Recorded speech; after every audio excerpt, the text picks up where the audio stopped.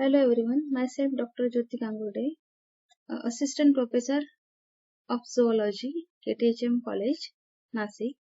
So I'm going to teach you the subject that is General Pathology, Paper 6, that is ZY 336, and we are continuing the chapter that is Clinical Pathology. And today we are focusing on the topic that is the part of urine examination, that is chemical analysis and CSF analysis. Now here the part of the chemical analysis of urine, in that we are going to discuss regarding the bile pigment, urea, as well as homogentic acid. Now come to the bile pigment. Now here the bile pigment, it gives the urine greenish yellow or brown color. On shaking, the color is imparted to the foam. Now here the test for bile pigment. If the bile pigment is abnormally present in the urine, then we have to estimate the amount of bile by using the test, that is bile pigment test, and the test for detection of bile in the urine such as Smith's test and Gmelin test. Now the Smith test, here overall or overly the urine with tincture of iodine diluted with 9 times its volume of alcohol. An emerald green ring at the zone of contact shows the presence of bile pigment. So what here again we have to examine the somewhat green coloration of the ring. Now in the Smith's test. Now the next test is the Gmelin test. Here when strong nitric acid and urine containing the bile pigment are brought together, a play of colors, of which green and violet color are most distinctive, denotes the presence of bile pigment.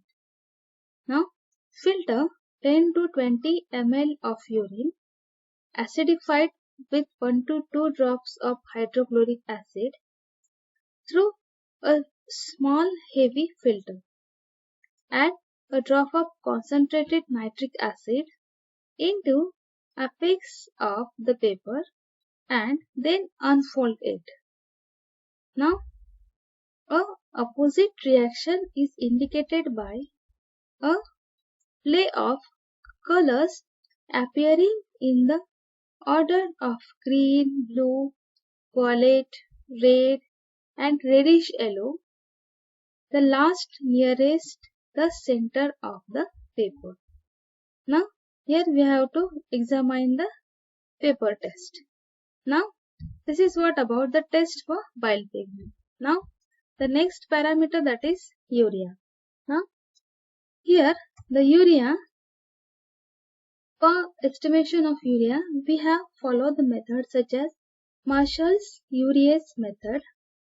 Now here the Marshall's urease method, the procedure is like that. Take 200 ml flask, number of 200 ml flask, and measure 5 ml of urine sample and 100 ml of water and add 1 ml of 5% solution of urea. Overlay the fluid in each flask with about 1 ml of toluene. Insert corks and let stand for 3 hours at 37 degrees centigrade. So at the end of this time, titrate the contents of each flask to a distinct pink color with the normality, that is N divided by 10, that is hydrochloric acid, using few drops of 0.5% methyl orange as indicator. find the difference between the ml of N by 10 HCl used in 2 titrations and multiply this by the factor, that is 0.06, to obtain the percentage of urea in the urine. From the percentage, calculate the amount of urea estimated in 24 hours. Now here, this is the titration method, that is Marshall's urease method, detection for urea. Now the next test is, that is homogentic acid. Here the that is alkaptonuria is an inborn error of metabolism characterized by a failure to oxidize tyrosine and phenylalanine, which results in excretion in the urine of homogentic acid. Now, the test for such a homogentic acid is the alkali test, and the procedure of alkali test is very easy. So, for that we have to take, that is addition of 10% NaOH solution to alkaptonuric. Urine produces a brown color in 1 to 2 minutes. Now we have to add such a solution in the urine sample, and such a urine sample which shows brown color within 1 to 2 minutes. Now this is the test of alkali, that is alkali test. The second test is the ferric chloride test. So here, upon the addition of dilute ferric chloride solution to the sample of urine, a deep blue color appears for a moment until oxidation is complete. Now this is the ferric chloride test. Now this is what all regarding the chemical examination of urine. Now the next point is the CSF, that is importance of CSF examination. So CSF, that is cerebrospinal fluid. Now here the CSF or the importance of CSF examination. So first come to the CSF analysis. Now the cerebrospinal fluid, that is CSF analysis, is a group of laboratory tests that measures chemicals in the fluid that surrounds and protect the brain and spinal cord. The tests may look for proteins, sugar, and other substances. CSF analysis is a way of looking for conditions that affect the brain and spine. It is a series of laboratory tests performed on a sample of CSF. The CSF is the clear fluid that cushions and delivers nutrients to the central nervous system. Now such a central nervous system consists of the brain and spinal cord. A CSF sample is commonly collected by performing a lumbar puncture needle, or we also call it as a LP needle, or it is also known as spinal tap. Now an analysis of the sample involves the measurement of an examination for, that is the analysis of the sample of such a CSF, which involves the measurement of the examination for, that is what why we are going to examine, that is for fluid pressure, then proteins, glucose, red blood cells, white blood cells, chemicals, bacteria, viruses, and other invasive organisms or foreign substances. So if one of is present in either excess amount then it is a abnormal or an abnormal. So for that we have different tests for CSF analysis. Now here come to the here you can see these are the measurements of examination, that is for fluid pressure, proteins, glucose, RBCs, WBCs, chemicals, bacteria as well as viruses. So this is for the what we are going to analyze or estimate the CSF, that is cerebrospinal fluid. Now the importance of CSF analysis. Why there is importance to analyze such a cerebrospinal fluid. So here the cerebrospinal fluid or the CSF analysis may be important in helping to diagnose a wide variety of diseases and conditions affecting the central nervous system. They may be divided into four main categories. Now, the first one, that is infectious diseases such as meningitis and encephalitis. Testing is used to determine if the infection is caused by bacteria, viruses, or less commonly by tuberculosis, now fungi or parasites, and to distinguish it from other conditions. It may also be used to detect infections of or near the spinal cord, or to investigate a fever of unknown origin. Now, this is for what? The first category, that is infectious diseases. Now, the second category, that is in case of bleeding, in case of hemorrhage. So, bleeding within the brain or the skull. For that, we have also analyzed the CSF. Now, the third category is the diseases that cause inflammation or other immune responses, such as the production of antibodies. So these may be include autoimmune disorders such as here you can see here, that is Guillain-Barré syndrome or sarcoidosis, or diseases that cause the destruction of myelin, such as multiple sclerosis. So this is the third reason. For that we have to examine the CSF.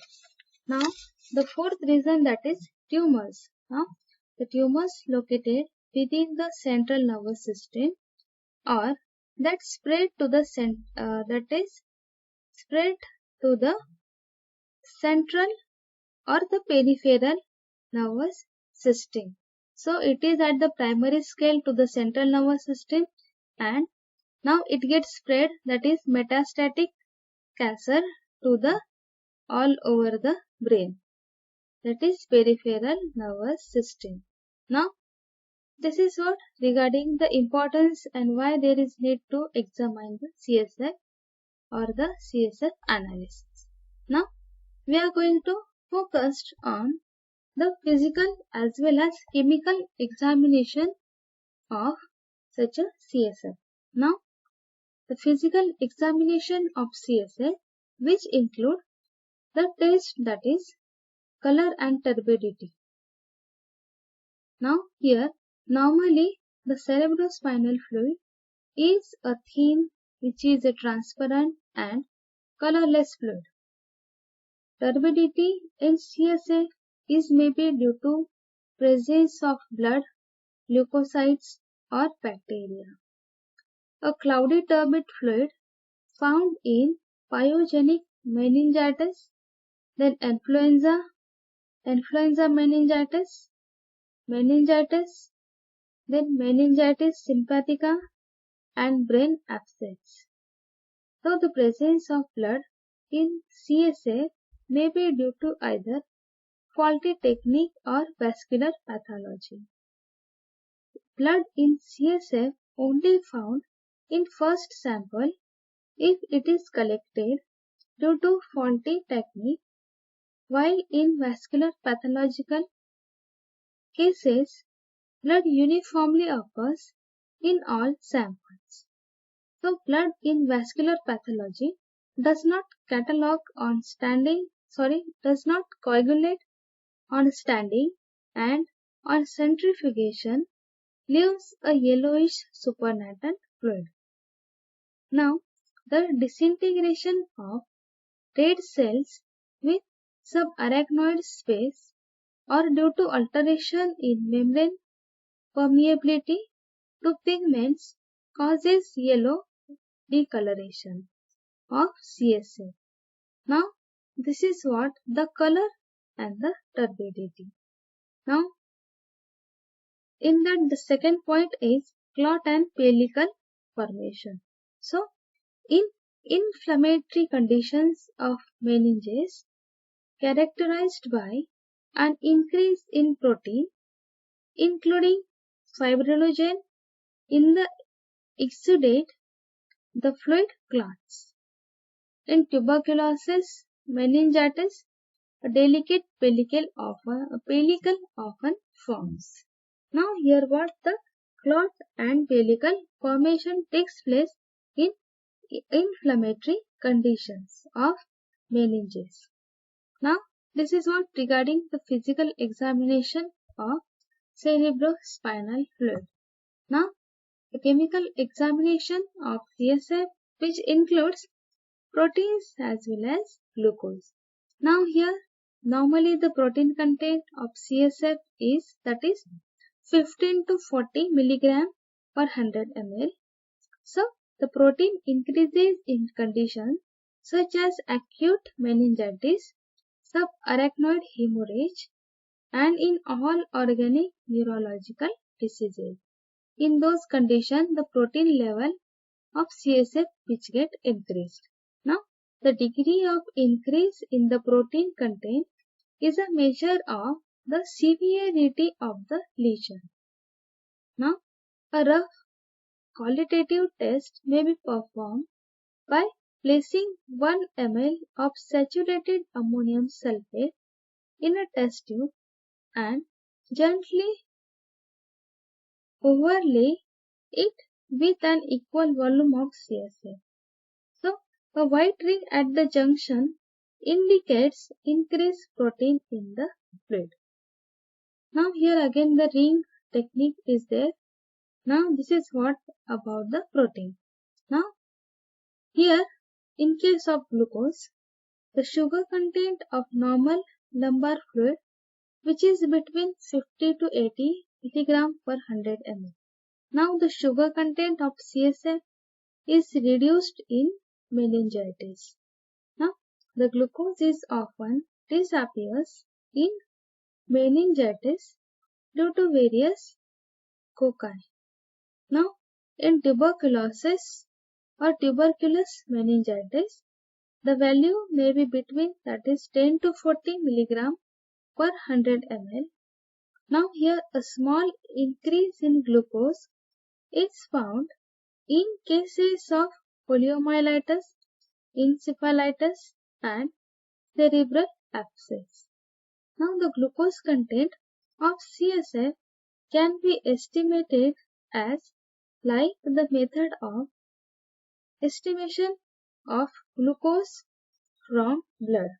Now such a procedure we discuss in next or another lecture. Now this is what about the CSF, that is importance of CSF, why there is need to examine the CSF. There are certain reasons, particular reasons, in those conditions only we are going to examine the CSF. Now for that examination we have both, that is physical as well as chemical examination or testings. Now this is what regarding the urine analysis as well as the CSF analysis. In next lecture we are going to discuss regarding the liver function test. Okay, so thank you so much.